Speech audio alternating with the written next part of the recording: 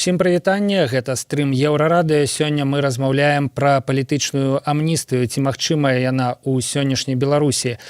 У нас у студыі сябры каардынацыйнага стала Юрый Васкрасенскі і Андрэй Ланкін. Прывітанне, Юрый, прывітанне, Андрэй. Прывітанне.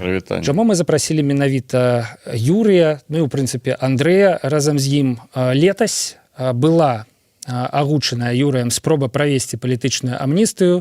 Шмат пра яе казалі, але ўсё гэта разбілася аб словы Александра Лукашэнкі, сказанае падчас усебеларускага народнага сходу, пра тое, што ў Беларусі палітычных вязняў няма. Таму маё першае пытанне: што змянілася вось з лютага 2021 года ад усебеларускага народнага сходу? Чаму вы лічыце, што ўсё ж такі амністыя палітычная сёння магчымая?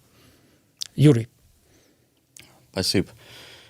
Мы ушли от этого вопроса, я имею в виду от этимологии слова, да, политические заключенные. Мы называем их лица, пострадавшие в ходе электоральной кампании 2020 года. Итак, у нас и список из 515 человек, который на нашем сайте Круглого стола демократических сил размещен. Он называется «Список лиц, пострадавших от электоральной кампании прошлого года». Это дипломатическая формулировка, которая устраивает и власть, и оппозицию. В конце концов, главное, чтобы люди вышли на свободу. А как они сами себя будут потом называть, это уже вторично. С нашей точки зрения, сейчас, вот не говорю, что прямо сегодня, но вообще вот в 2021 году, который объявлен годом всенародного единства, амнистия крайне актуальна. Амнистия, помилование можно по-разному называть этого. Более того, мы говорили о том, что это необходимо буквально сразу после моего выхода из СИЗО, еще в конце октября прошлого года.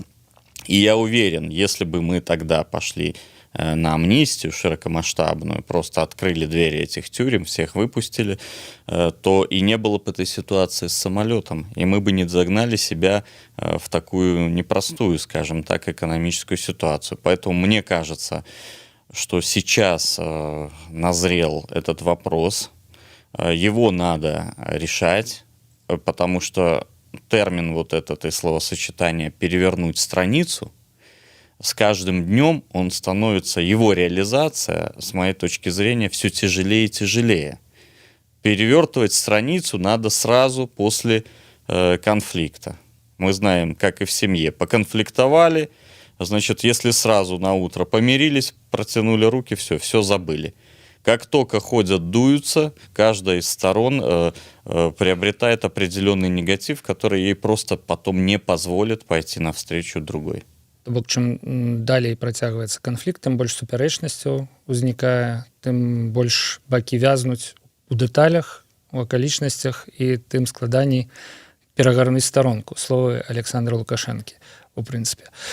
Слухайце, ну ўсё ж такі я не дачу адказу на сваё пытанне. Што змянілася? Вось чаму улады ў лютым не пагаджаліся нават размаўляць пра тое, каб вызваліць некаторых сваіх праціўнікаў, да, так ці інакш, як іх не назаві, але гэта асобы пакараныя за ўдзел у пратэстах, у масавых пратэстах, і ўлады іх успрымаюць як сваіх праціўнікаў.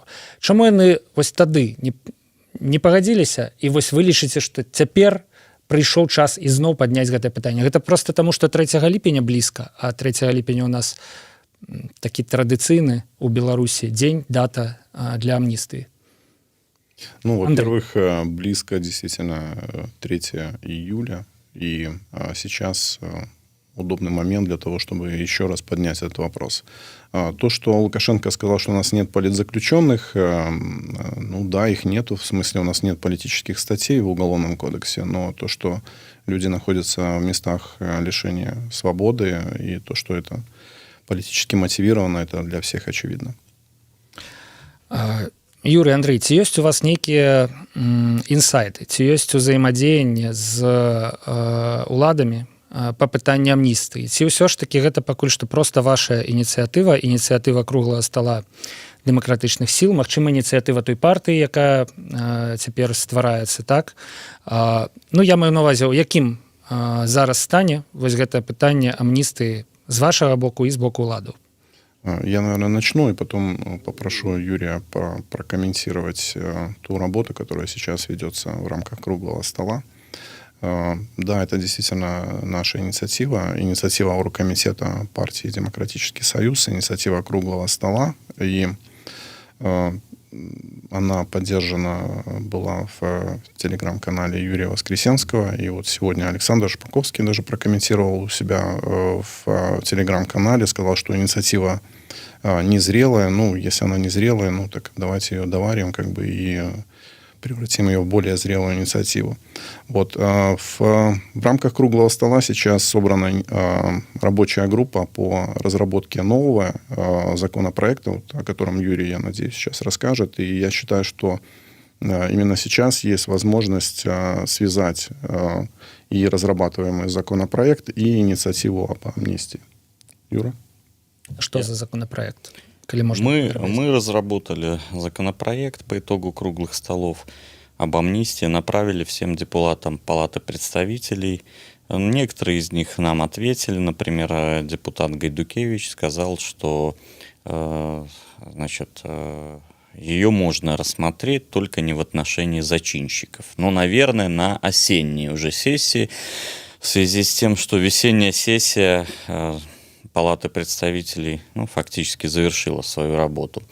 Сейчас, понимаете, хочу сказать, что мы же этот вопрос и эту повестку не снимали, и конъюнктурно ее не подстраивали ни на какие даты. Мы знали, что кроме нас, из тех, кто поддерживает, так сказать, и власть, и стабильность в стране, власть в ряде вопросов, а стабильность в стране, суверенитет и независимость — это для нас аксиома, никто больше этот вопрос не будет поднимать. С нашей точки зрения, беглые позиции, они тоже выгодны, я имею в виду заключенные, которые сейчас находятся по электоральным, как мы называем, делам, потому что они ими спекулируют. Поэтому мы считали, что этот козырь у беглой оппозиции надо забрать.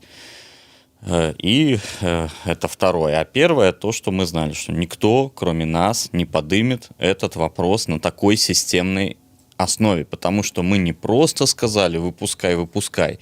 Мы провели круглые столы, подготовили законопроект юридически выверенный, разослали депутатам на всех площадках, на всех встречах высокого уровня.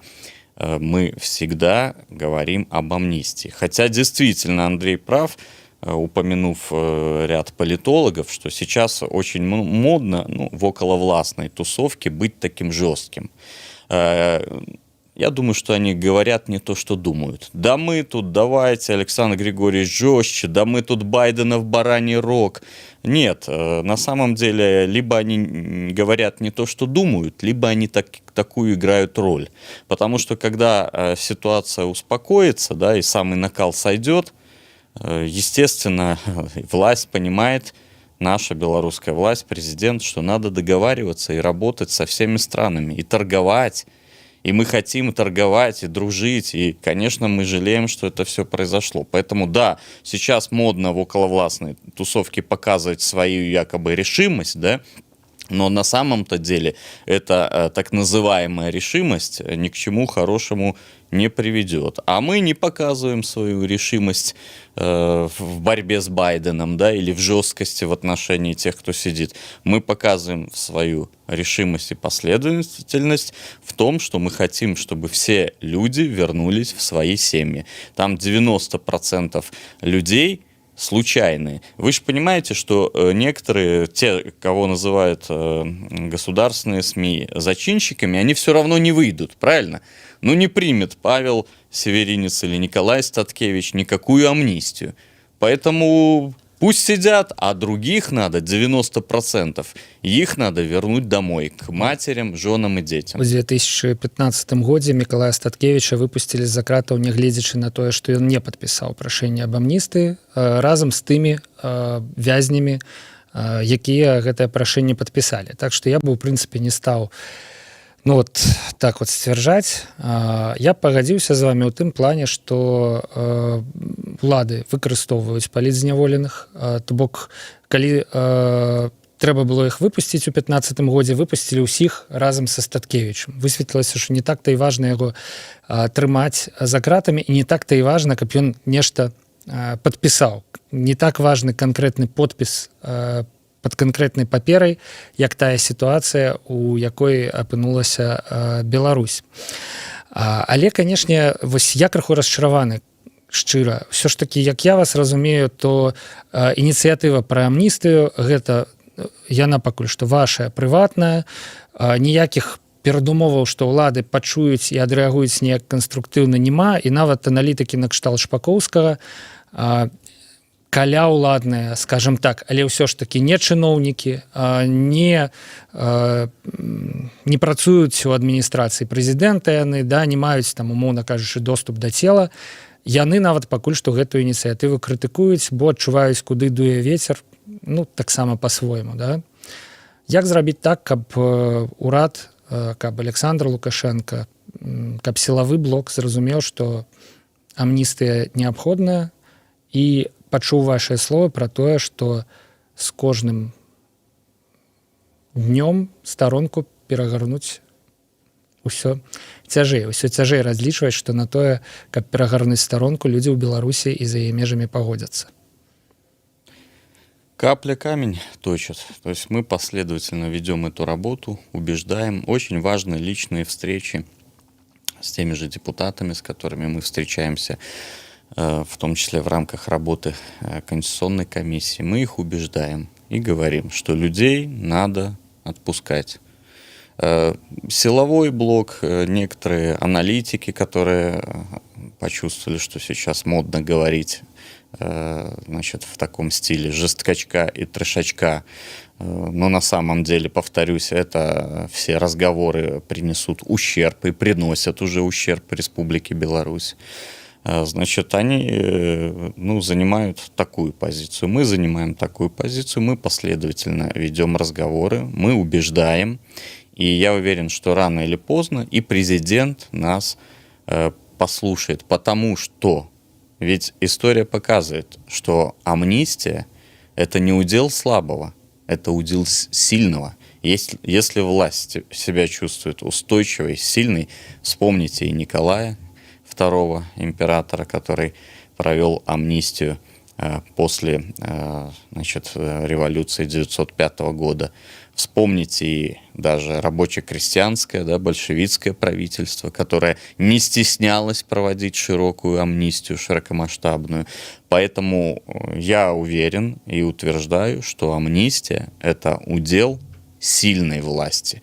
Но, конечно, сейчас те, кто нашептывают, в том числе высшему руководству страны, значит, они нашептывают тезисы, что, дескать, вот мы выпустим, да, а они снова призовут людей на улицы, да.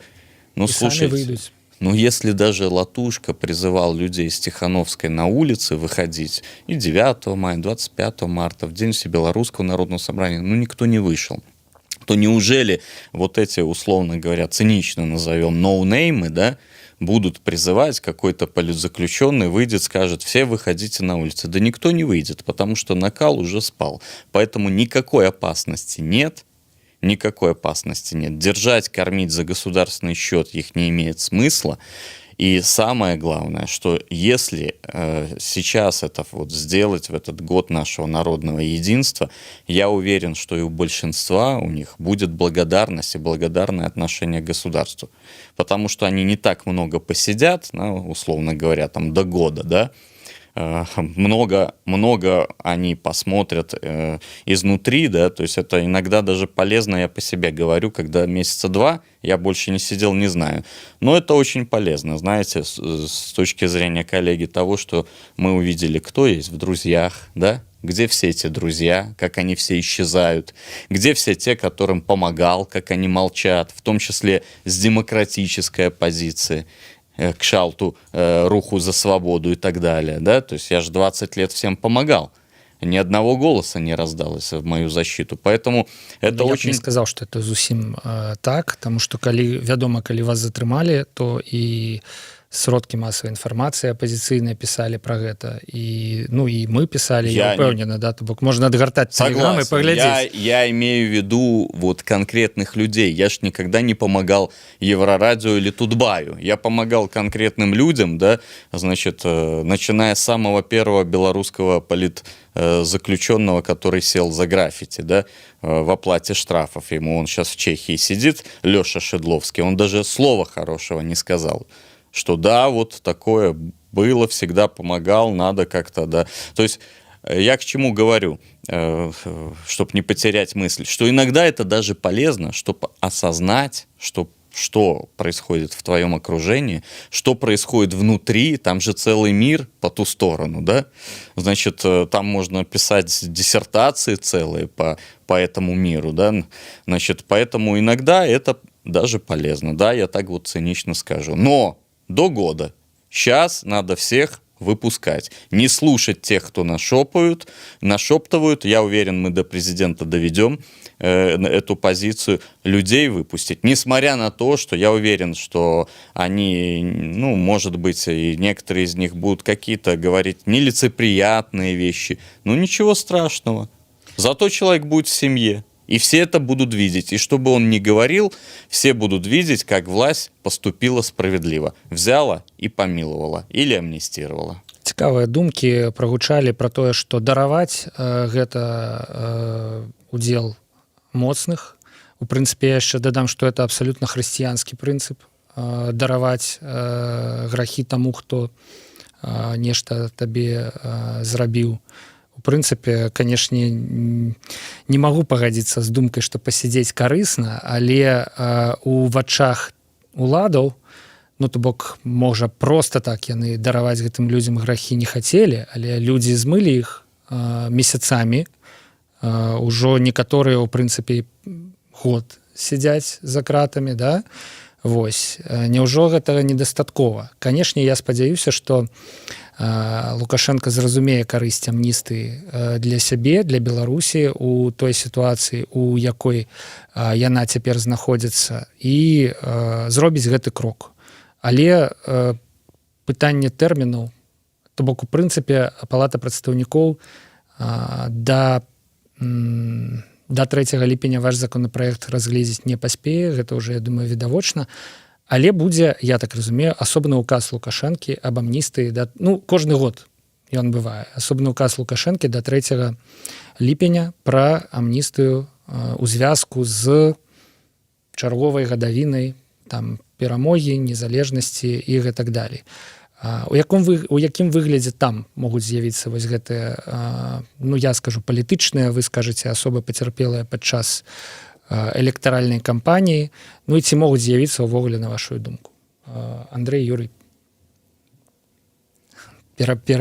Могут ли появиться новые? Не, у якім выглядзе вось тыя, хто зараз адбывае тэрмін, могуць з'явіцца ў лукашэнкаўскім указе до 3 ліпеня. Ці могуць яны ўвогуле з'явіцца там? В указ такой, вы, наверное, информированы, если знаете, что будет указ такой. Он каждый год здараецца, гэты указ, мне здаецца. Каждый год отбывается амнистия. Туда вписываются 2 статьи, народные, так сказать, 293 и 342. И по этим статьям, под эти статьи амнистируются 80% из списка и так называемых правозащитников, из списка круглого стола демократических сил.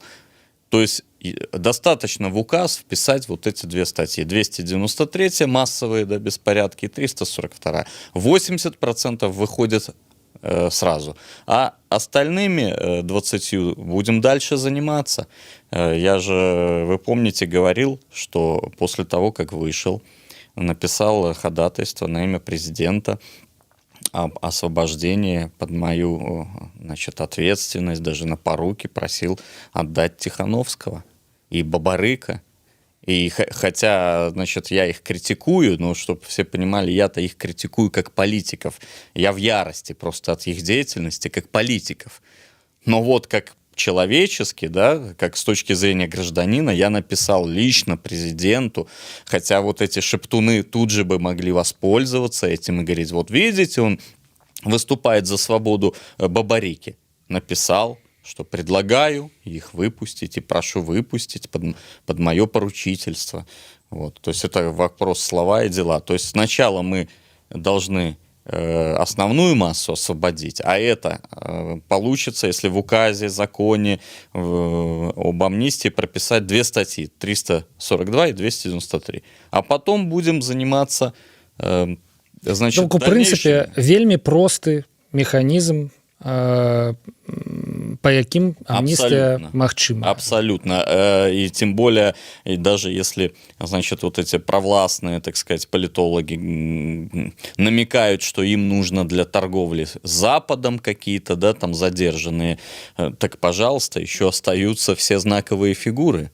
Потому что вы знаете, что есть большая проблема в тем, что и списки и правозащитные организации, и мы не включают туда тех, кого власть назвала экстремистами и террористами. И их тоже очень много.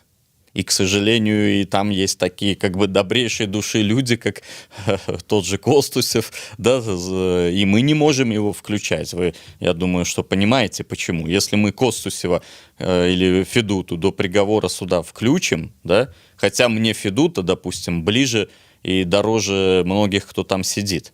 Но я понимаю политически, если я включаю того, кто подозревается в террористической, в экстремистской деятельности, подготовке убийства, это справедливо. Конец будет всему списку.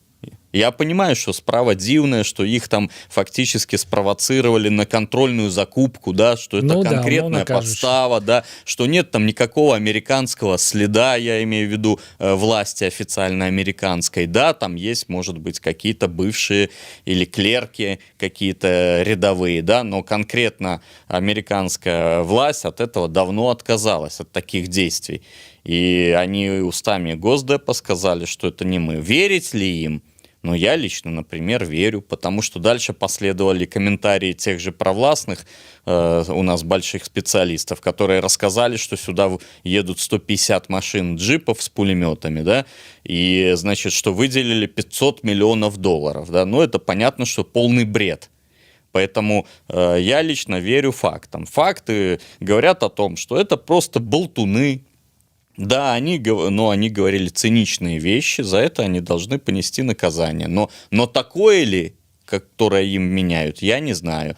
Но они просто попались на контрольной закупке.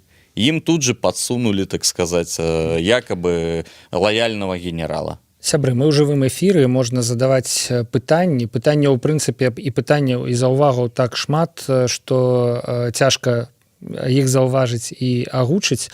Опять оскорбляют? Нет? Ну, тут шмат ёсць розных. Пытаюцца, напрыклад, а як быць з тым, што амністыя, і вось тое, што ў калоніях апошнім часам ідуць чуткі пра тое, што просяць людзей напісаць вось гэта прашэнне аб памілаванні на імя Лукашэнкі, да?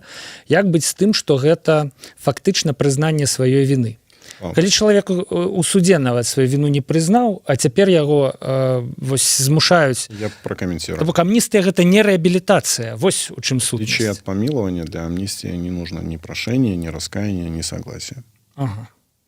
То бок вось гэта абсалютна розныя движнякі, так? Адна справа гэта вось гэтай чуткі, яны, здаецца, былі з Візьбы 3 пра тое, што просяць на імя Лукашэнкі прашэння аб памілаванні. І памілаванне, і амністыя это разные вещи. Угу. Не нужно прошение, не нужно раскаяние, и согласия не нужно. Для меня это было невидовочно. Но я хочу сказать, что с точки зрения вот конечного результата, с моей точки зрения, просят тебя написать, напиши ты. Я понимаю, когда просят политическую фигуру, да, значит, такого, как, допустим, Николай Статкевич, да, нет, вот, он все занял позицию, он кремень, это там железный Микола, да, все, вопросов нет. Но когда просят простого рядового, так сказать, активиста, который случайно залетел и попал в эти жернова, напиши ты. Санников же написал, так, все написали. И Бондаренко писал. И ничего страшного. Что тут такого? Корона не упадет. Бок вы прыхільнік вось гэтай думкі пра тое, што калі салдат апынаюцца ў плену, ён мусіць зрабіць все, што заўгодна дзеля выратавання свайго жыцця. Ну, вядома, гэта метафора пра солдата і плен. Метафора, у прынцыпе, недзе блізкая да той рэчаіснасці, у якой мы живем. Ну, это цитата с устава израильской армии. Это самая умная нация, поэтому просят подписать. Да подпиши, ты же все равно потом в политике не будешь участвовать. Вернись к маме, к жене, к детям. Потом с тобой разберутся и реабилитируют, не волнуйся. Но сейчас надо выйти, любой ценой. Гэта даволі справядлівая думка. Пытаюцца, што з вашай крымінальнай справай цяпер?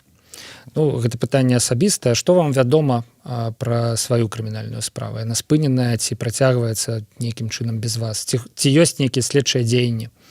Никаких следственных действий нет. С декабря последние следственные действия были 28 декабря прошлого года. Вот сейчас проходят суды там, по делу указок, да, и как бы вся общественность увидела, что я в статусе обвиняемого. Это единственный в мире член Конституционной комиссии, обвиняемый в массовых беспорядках. То есть я по-прежнему в статусе обвиняемого. Значит, я никого не говорил, вину взял на себя. Поэтому вот у меня такая, значит, ситуация. А мне вот интересно у ваших слушателей спросить, а как они относятся к Протасевичу? Потому что вот они полгода назад меня называли предателем, хотя я говорил, во-первых, никому не присягал, во-вторых, говорил очевидные вещи.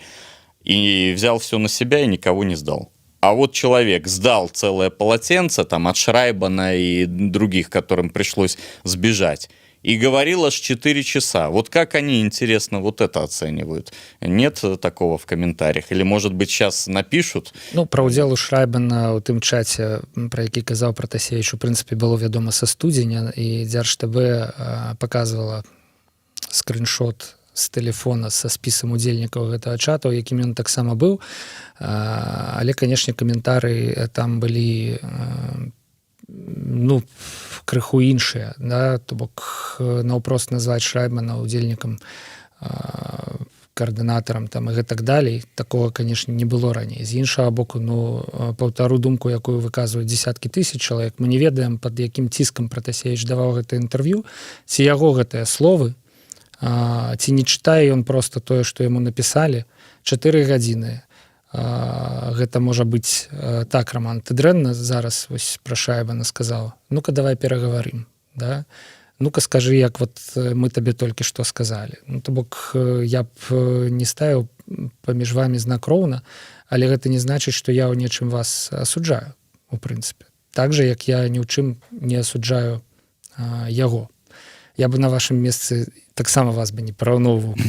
Все ж таки это абсолютно разные фигуры. Вообще это абсолютно верно, потому что... Равна не может быть когда вот эти... в очах кого не на вашу корысть. Ну, когда вот эти сетевые хомячки осуждают тех, кто в застенках, да, побывал, а потом мы смотрим, как они пускают сопли и слюни на белорусском телевидении под государственным флагом, да, всегда думается, так вы, прежде чем говорить, вы должны представить все на себе.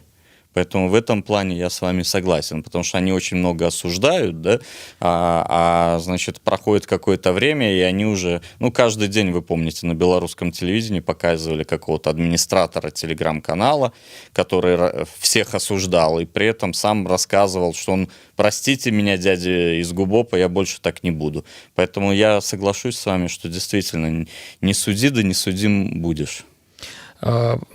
Кароткае пытанне, але таксама крыху асабістае. Ну, шмат хто, калі Протасевич пачаў з'яўляцца на відэа, пачаў казаць, што яго білі, там былі сляды на твары. Сам Протасевич сказаў, што ён неяк неўдала прысланіўся да сценкі лбом, да, ну, верыць гэта ці не. А ці білі вас там у СІЗА?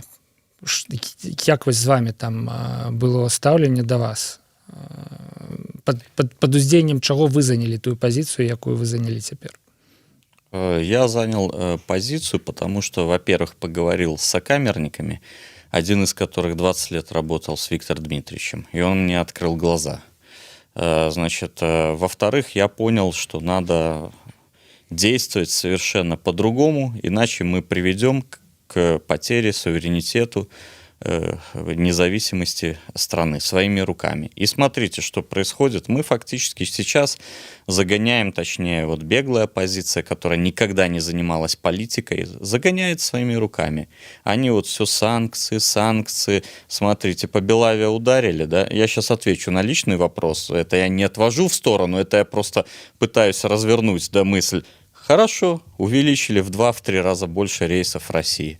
Они еще санкции. Хорошо, увеличим, все грузопотоки будут на Россию. Хорошо, потом перейдем на российский рубль. Но вы же все равно ничего не добьетесь. Да? Значит, поэтому, но они же могут добиться только потерю, то, что Беларусь потеряет суверенитет полностью, и независимость, и субъектность. Причем их руками. Потому что, когда человека загоняют в угол, в данном случае власть, она отвечает. Надо давать простор для маневра. Поэтому я понял еще тогда, вспоминая, с кем я работал из них, то есть это все были корпоративщики, там, медийники, музыканты, там никого не было политика. Они не могли понять, как вот эту огромную энергию масс, как ее в конструктивное русло пустить. Поэтому мы им говорили, единственное, начиная с мая, что будет трагедия, если вы не станете во главе людей. Вы должны стать во главе людей, вы должны конкретно предложить переговоры, и зная нашего президента, что он человек простой и искренний, он бы пошел на такие переговоры, и вы бы получили демократические плюшки. Ну, но возвращаясь... перамовы, але... Да, возвращаясь к вашему... 700 тысяч человек подписалось. Дорога ложка к обеду. Они, когда они использовали все рычаги и шантажировали власть, а потом, когда провалилось у них, они давай переговоры. Все, свободен. Значит, теперь возвращаясь к насилию в СИЗО. В СИЗО насилие невозможно, это другая структура. Там есть начальник СИЗО, он отвечает за каждого подопечного, поэтому там никаких действий не может происходить. Там есть свидетели, охранники, это невозможно скрыть. Что касается задержания, конечно, и мне при задержании немножко досталось, потому что это пера. Вот они врываются в квартиру, да, они ж не знают, вдруг я стою, условно говоря, с огнестрельным оружием. Поэтому, конечно, им надо, там, условно говоря, дал в лоб, затянул наручники и доставил в следственный орган. Поэтому, да, возможно, ему дали один раз. Як 41-гадовую ці 43-гадовую жанчыну паклалі на пол адміністратарку раённага чата. У прынцыпе, не ведаю, ці была там падстава для жорсткасці, але тым не менш. Ну, у них есть протокол и алгоритм, понимаете? У изоляторах не написано. У изолятарах на Акрэсціна таксама ёсць начальнікі, і у аднаго і у другога, і там таксама быццам бы ўсё пад кантролем. І мы нават бачылі, калі Рыгор Азаронак туды хадзіў, там ёсць камеры, відэаназірання, типа, як бы. Але ўсё роўна людзі распавядаюць пра хлорку, пра катаванні і гэтак далей. Так што тут вось гэтая тэма пра тое, што ў изолятары не б'юць, таму што ёсць начальнік і сведкі, мне здаецца, што яна абсалютна не працуе. Ну, але зафіксуем, у прынцыпе, для гісторыі ваш адказ, што... СИЗО, КГБ, все идеально с точки зрения правил выполнения процедур. Если в изоляторе на Акрестина, я, например, верю Григорию Озаренку, но если подтвердится, что начальник там кого-то катовал, он сядет в тюрьму рано или поздно. Вось цікава, што вы не звязваеце пытанне амністыі і пытанне санкцый. То бок вы нават, як мне падалося, разводзіце гэтыя два пытанні абсалютна. Але што можа змусіць улады і Лукашэнку прыняць амністыю, як не санкцыі, як не знешні ціск, як не эканамічныя пытанні, як не умова, калі вы не вызваліце людзей, будзе ўсё горш і горш і горш з эканомікай, і, магчыма, прыйдзе вернуцца 90-е, калі рабочыя з заводаў выходзяць з рондалямі і з лыжкамі і ідуць галодныя маршы. То бок, чаму вы лічыце, што можна дамагчыся амністыі без санкций? Может, Андрей? Санкции не только не способствуют освобождению людей, но и даже значительно ухудшают переговорные позиции с государством. При освобождении заключенных государство прежде всего опирается на внутриполитическую ситуацию и Санкции – это фактически шантаж, угроза в адрес государства. Ну, соответственно, если тебе угрожают, ну, ты предпринимаешь определенные меры, но это не инструмент для того, чтобы ускорить освобождение людей. Санкцыі Скорее- пагаршаюць унутрыпалітычную сітуацыю. Да, но Першую чаргу эканамічную, але подожди, эканоміка как вы будете действовать, если вам Обумовлено. угрожают, если вам лично угрожают и шантажируют? Вы будете идти на уступки или вы будете противодействовать тому, кто проявляет эту агрессию, внешнюю экономическую агрессию? Сейчас в условиях Это же такой внешнего давления власть не имеет права показать свою слабость. Але санкцыі гэта і ёсць рэакцыя. Гэта не О, это можна? санкцыі учынак, на які мусіць рэагаваць улады. Санкцыі гэта і ёсць рэакцыя на тое, што адбывалася ў Беларусі апошнія месяцы. То бок гэта захад рэагуе на тое, што рабілі беларускія ўлады ў дачыненні са сваімі людзьмі, у дачыненні з пасажырамі самалёта Ryanair і гэтак далей. І гэтая рэакцыя, там все кажуць, за мяжой недастаткова жорсткая нават.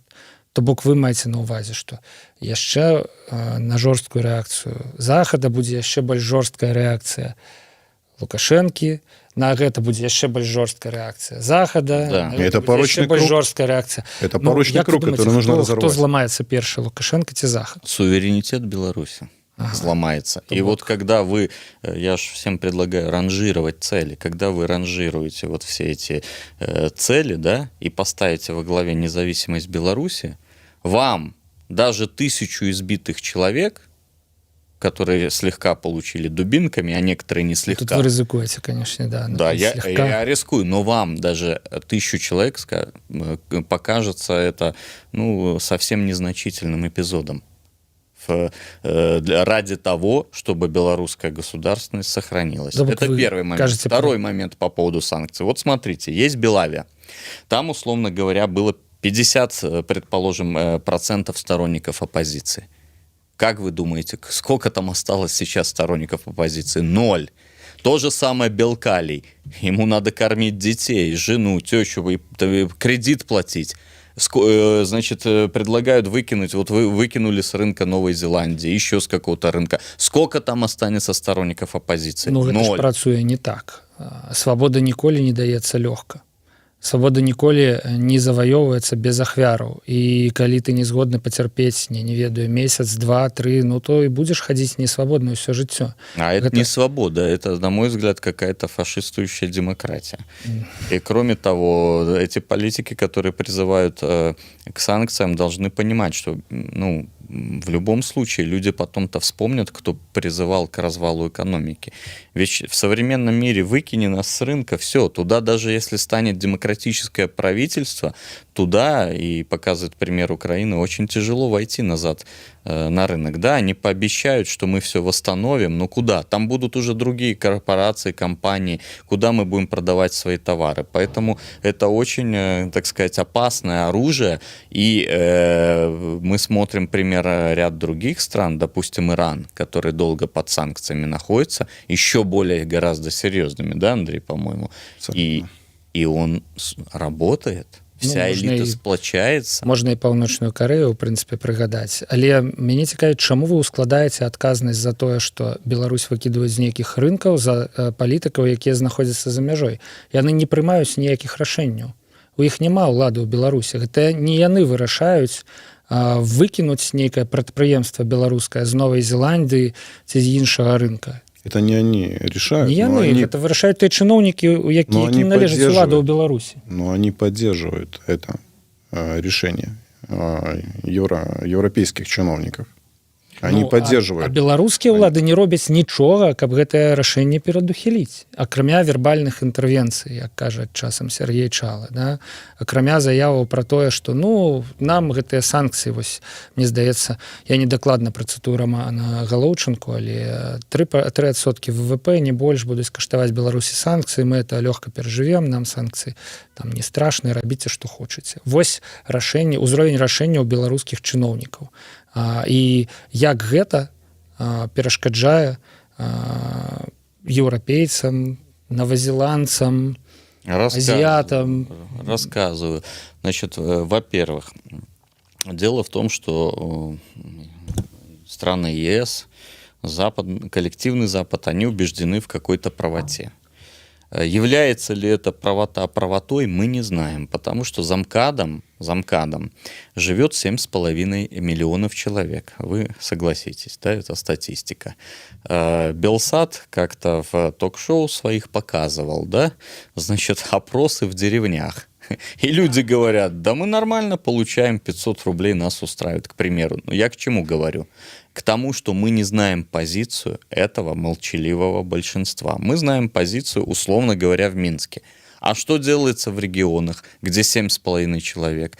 И, значит, у нас нет объективных социологических инструментов. Ни провластным, ни оппозиционным инструментам верить нельзя на сегодняшний момент. У жніўні Что думают люди? У жніўні ў буйных гарадах з амкадам таксама выходзілі людзі. І ў маленькіх гарадах выходзілі людзі. То бок пратэсты там у тых жа ў Брэсце, у Гродні, я думаю, несколько десятков тысяч человек. Да, но это активное меньшинство, а мы не знаем, что думает пассивное большинство. Это пассивная большасць, яна ніколі не будзе распавядаць нам, что яна думае. На то яна и пассивная большасць. Второй момент. Надо в политике учитывать наш славянский менталитет, понимаете? То есть у них они эти санкции калькируют из своего менталитета западного. У нас, вы знаете, если на мосте напишут «не прыгать в воду», да, или не купаться, все пойдут купаться. Поэтому на давление будет всегда контрдавление, да?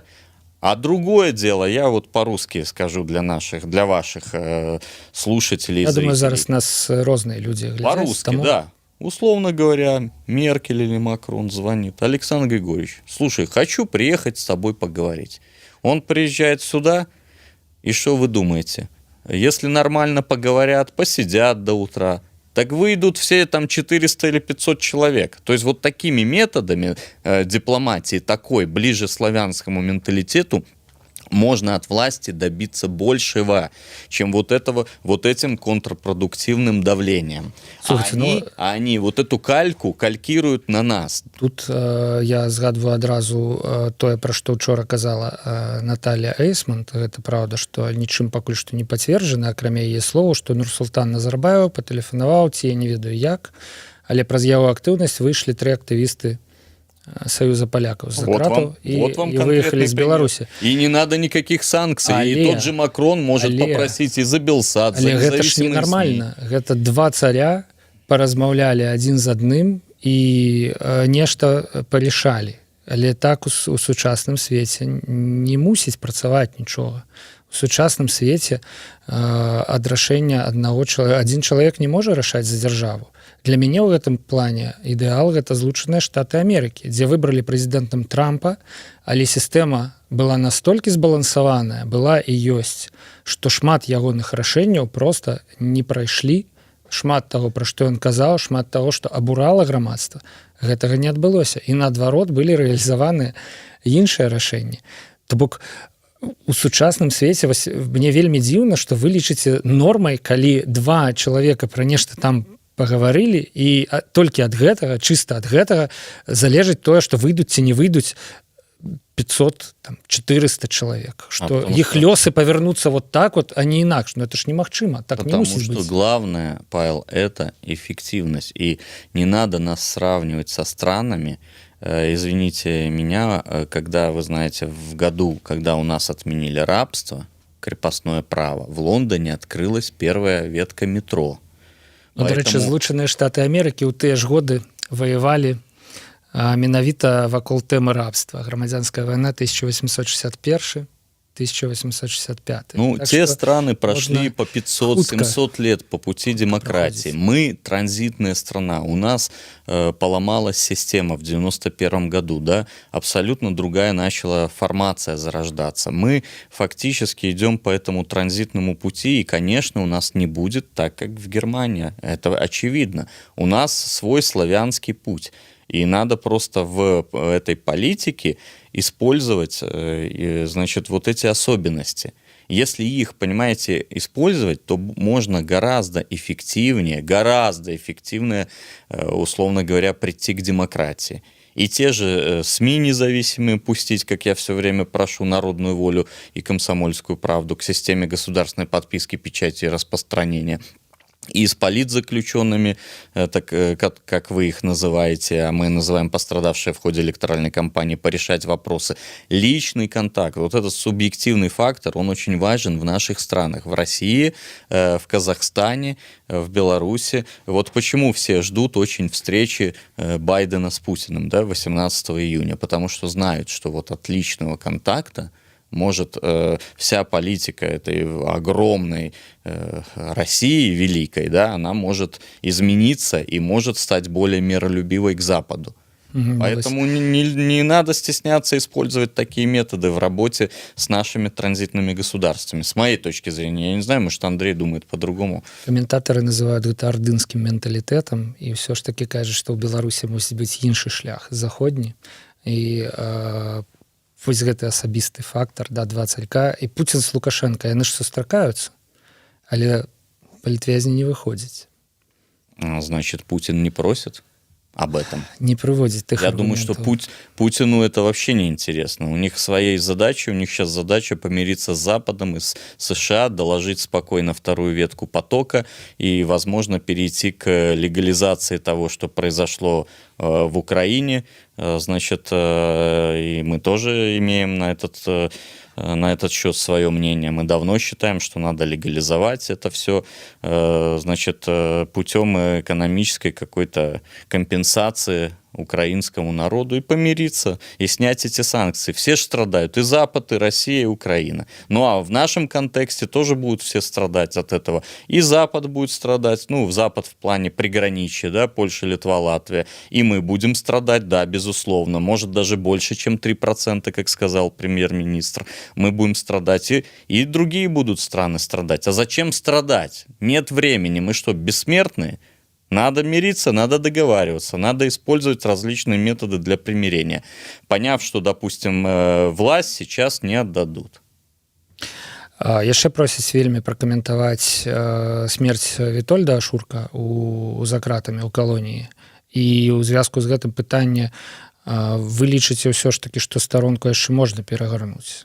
А як перагортваць старонку з тымі людзьмі, які былі забітыя, якія памерлі, іх шмат, Райкоўскі, Бондаренко, Ашурак, то бок с теми ахвярами, кого уже не вернешь. Вы знаете, у нас такой народ, опять-таки славянский, что он по своей сути, белорусы, они очень добрые. Они всегда простят, если извиниться. Вот надо просто извиниться. Извиниться, и тогда эта страница, она сама перевернется. Ну, естественно, при условии выпуска всех людей. Ведь тот же Ашурак, если бы его выпустили, как мы говорили, так с ним бы не случилось или не... Это в тюрьме. И вот сейчас в чем опасность? Дело в том, что по мере осуждения и этапирования, да, заключенных, так как здоровье у нас всех... из-за сидячего образа жизни и различных наследственных факторов не очень хорошее, такие случаи, к сожалению, будут повторяться трагически. И эти случаи будут вешать на власть. Поэтому опять... Но на кого ж их вешать, в принципе? Да, что в этой ситуации, когда человек на 100% залежит. Ну, он бы мог так дома упасть, да, царствие ему небесное. Значит, ну, тогда бы никто на уладу не вешал ничего, да. К сожалению, получилось там. Это трагичная ситуация. Так вот, чтобы таких не повторялось ситуаций, людей надо выпускать. Потому что если что-то будет случаться дома, это уже никто не обвинит власть. И еще раз мы скажем, что помилование и амнистия – это удел сильных людей, сильной власти. Это только слабая власть боится выпускать. То бок, в прынцыпе, трэба казаць пра ўзаемнае пакаянне, пра ўзаемныя нейкія прабачэнні, таму што мы зараз вернемся, можа, насамрэч 50 хвілінаў эфіра, мы перабіраем час, але то, з чаго мы пачыналі, гэта размова пра амністыю. І мне здаецца, што памылка наша была на пачатку размовы, што мы разглядаем амністыю толькі ў адным вектары. У вектары ці даруе Лукашенко сваім праціўнікам тое, што яны выходзілі на вуліцы, ці падпіша ён указ пра амністыю з тымі артыкуламі, па якіх яны абвінавачваюцца, да? ці даруюць гэтыя людзі Александру Лукашэнку, ці даруе ўвесь астатні народ Александру Лукашэнку. Мы гэта нават не абмеркавалі на пачатку. Да? Вось зараз мы дайшлі да таго, што ўсё ж такі і ўлады нейкім чынам мусяць патлумачыць, папрасіць прабачэння. Я не думаю, што, канешне, менавіта ў такой фармулёўцы гэта магчыма, але хаця б пакараць вінаватых, нечым ахвяраваць са свайго боку, да? Іначай, мне здаецца, вось гэтая амністыя, пра якую мы сёння сабраліся пагаварыць, яна будзе непоўнай. Але, канешне, і вы, і праўладныя аналітыкі, і людзі з іншага боку тых умоўных нашых барыкад, яны, відаць, могуць са мной паспрачацца. Ведаеце, у прынцыпе, шмат пытанняў. Я думаю, што яшчэ на 10 эфіраў наперад, але... Давайте ответим на самые горячие. Я думаю, што мы лепш збярэм іх нейкім чынам, таму што ізноў жа цяпер складана сачыць за гэтай стужкай, збярэм іх і адкажам у нейкі наступны раз, да, калі у нас будзе яшчэ такая магчымасць. Сёння 50 хвілінаў мы былі ў эфіры, і я думаю, што час нам... Ўсё ж такі мы збіраліся пагутарыць на тэму амністыі, проста нас ад амністыі занесла ў іншыя палітычныя акалічнасці, у санкцыі і гэтак далей. А пра амністыю мы, ў прынцыпе, больш-менш... Я хочу сказать, да, вашим... Я думаю, что вы уже зразумели, до чего что хутка будем развитываться. Надо развитываться уже, но я хочу сказать вашим телезрителям или зрителям в Ютубе, что если мы не будем об этом говорить, то вот, значит, на госсми, да, на различных площадках, то об этом не будет говорить вообще никто. Поэтому не надо нас клеймить, да, то есть у нас свой путь, мы его выбрали, своя стратегия, мы знаем, как действовать, мы знаем, как людей вернуть в семьи. Поэтому вы поймите, если не будет вот круглого стола демократических сил, демократического союза оргкомитета партии, новые люди, которые у нас создаются сейчас на базе бабарыкинцев, если мы все вместе толокой не будем об этом говорить, то будет совсем жестко. Неужели вы так и не поняли, что власть ничего уже не боится? Потому что дорога была ложка к обеду. И если бы не эти корпоративщики, то все было бы замечательно у нас. Но, к сожалению, они толкнули, или их толкнули, страну вот в такую вот непростую ситуацию, скажу дипломатично. Поэтому не мешайте нам в плане клеймения, да, какого-то, да, а свою энергию потратьте на другие лучше мирные дела. Мы по-прежнему говорим со всех площадок, и говорили, и будем говорить про амністію, про возвращение людей в их семьи. Я таксама за тое, каб гаварыць. Канешне, пытанне ў тым, ці згодная цяпер гаварыць улада, ці згодная яна слухаць тых, хто з ёю не згодны, ці прапануе нешта, што ёй, прынамсі, цяпер падаецца немэтазгодным, але я думаю, што гэта ўсё будзе стане зразумела самым бліжэйшым часам. Будзем развітвацца. Сёння ў стрыме Еўрарадыё былі Юрый Васкрасенскі і Андрэй Ланкін, сябры круглага стала дэмакратычных сіл. Мы размаўлялі пра амністыю і пра яе палітычны кантэкст, сфармулюем гэта так. Магчымая яна, немагчымая. Усё ж такі у мяне пакуль што такое ўражанне, што мы ад амністыі, ад таго, каб тыя, каго мы называем палітычнымі вязнямі, тыя, каго на круглым стале называюць асобамі пацярпелымі падчас электаральнай кампаніі, яшчэ ад вызвалення далёкія. Вось такі мой, на жаль, скептычны прагноз. Дзякуй вялікі, Юрый і Андрэй, што прыйшлі. Да пабачэння, глядзіце стрымы Еўрарадыё, падпісвайцеся, калі ласка, на наш YouTube-канал, падпісвайцеся на нас у соцсетках, будзе яшчэ шмат цікавага. Да пабачэння. До побачення.